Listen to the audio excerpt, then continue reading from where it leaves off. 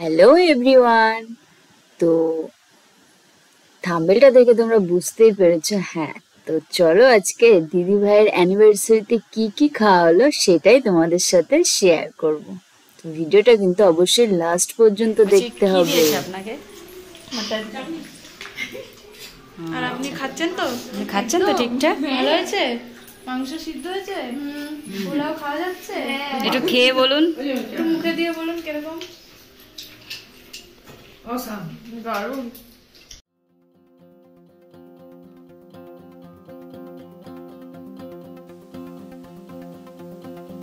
তো তোমরা আমার বোনের মুখে শুনতেই পেয়েছো যে রান্না কেমন হয়েছে। তো তোমাদের ফার্স্ট থেকে লাস্ট পর্যন্ত কি কি মেনু হলো আর কি কি খাওয়া দাওয়া হলো সেটাই তোমাদেরকে দেখাবো। তো ভিডিওটা কিন্তু অবশ্যই লাস্ট পর্যন্ত দেখবে, না হলে অনেক কিছু মিস করে যাবে। তো চলো যাওয়া যাক আমাদের রান্নাঘরে। আচ্ছা এটা ভাড়ার ঘর তাই তো? কি কি আছে একটু ভাড়ার ঘরে? আচ্ছা এটা পনির আছে, তারপরে ডিমের টেবিল, আচ্ছা ডিমের টেবিল, আচ্ছা আচ্ছা আচ্ছা, আর পোলাও,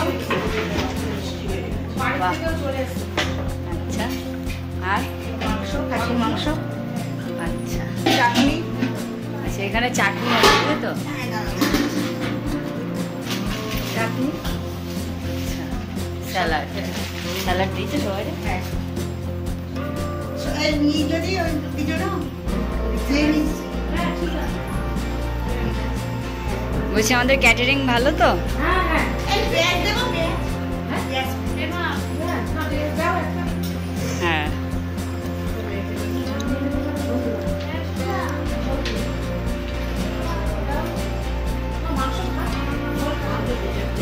হ্যাঁ ওকে বলছিস না মাংস ভাবছিলাম আর কি।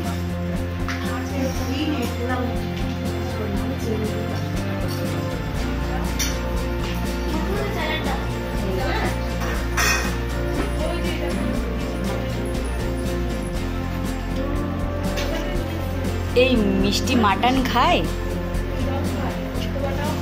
বাবা? কলার ছোলা?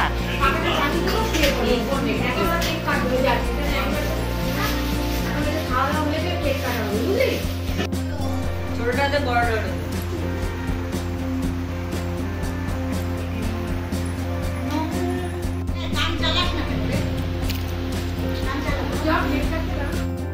তো ভিডিও করতে করতে আমার খুব খিদে পেয়ে গেছিল, তাই বোনুর কাছ থেকে একটুখানি মাটন খেয়ে নিলাম। তো চলো দেখে নেওয়া যাক। তো এখানে পড়ে গেল চাটনি। উনি আবার বলছেন না এখন আমাকে দেবেন না, আমি এখনো খাওয়া শেষ করতে পারিনি, মানে মাটন খাওয়া ওর এখনো চলছে। তারপরে চলে আসলো রসগোল্লা, নলেন গুড়ের রসগোল্লা। তো আমার তো খুব ভালোই লাগে। তো আজকের ভিডিওটা এই পর্যন্তই। তো ভিডিওটা কেমন লাগলো অবশ্যই কমেন্টে জানিও, লাইক কমেন্ট শেয়ার, আর আমার চ্যানেলটাকে সাবস্ক্রাইব করতে কিন্তু ভুলো না। তো আজকের মতন এই পর্যন্তই, টাটা।